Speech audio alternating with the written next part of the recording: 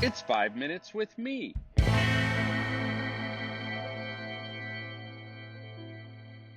Hey, friends, welcome to 5 Minutes with Marko.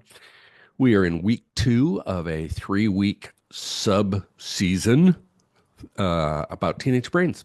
And I'm going to talk more broadly today about teenage brains and identity formation, specifically based on a fascinating research study I saw. So, some time ago, a friend sent me a link to the report on this study. And what they'd done is that researchers had done MRI brain scans of a group of 10-year-olds who were prepubescent, and then again on the same kids when they were 13 years old. And while the scans were taking place, the researchers asked the kids a series of questions. Some of the questions were merely focused on knowledge, but some of the questions were particularly focused on self perception and identity issues, and even more particularly on identity issues connected to social interaction. Now, here's what they found. No significant difference between the 10-year-old kids and their 13-year-old selves in terms of the brain function on the knowledge questions. But they found a significant difference in brain activity focused on in part on the prefrontal cortex with the self-perception and identity questions. Here's my thoughts. First, I find this to be a wonderful scientific confirmation of the reality that after puberty, young teens begin the trek into the new world of abstract thinking. And a big part of abstract thinking is the new possibility of third-person perspective, which I talked about on last week's episode also.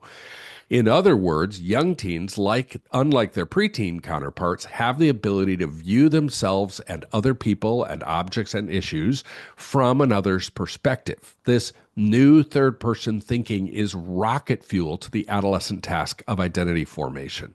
Without self-perception and some sense of how others view me, it's difficult to form an active identity.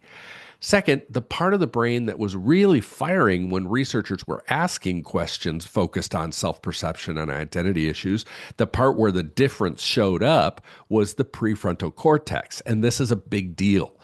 On one hand, it makes complete sense that it was that part of the brain, since it's that part of the brain that's responsible for higher order thought. And third person perspective, including self perception, is complex stuff. But here's what's significant about that, in my opinion.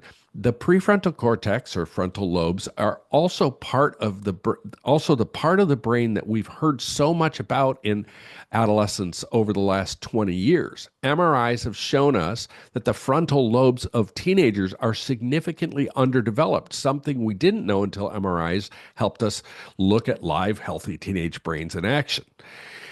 The reality of underdeveloped frontal lobes, responsible for all sorts of important things like wisdom, prioritization, impulse control, risk analysis, decision making, and other critical thinking skills, it has become, wrongly in my opinion, cause for assuming that teenagers are not capable of these thought processes. This study confirms for me.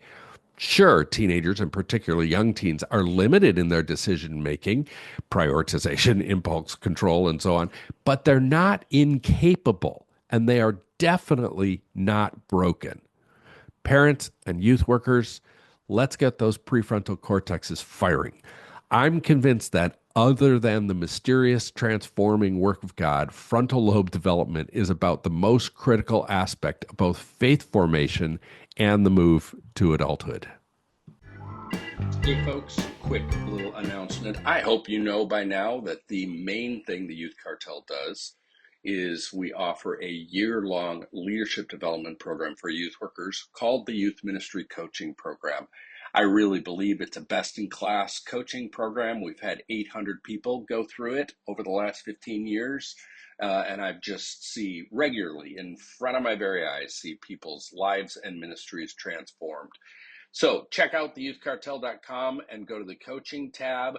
No, we're currently trying to fill a cohort in Springfield, Illinois, and one in central Pennsylvania, one in Sioux Falls, South Dakota, and a level 2 cohort in northern Indiana. So hit me up if you have any questions about that. The Youth Cartel Podcast Network.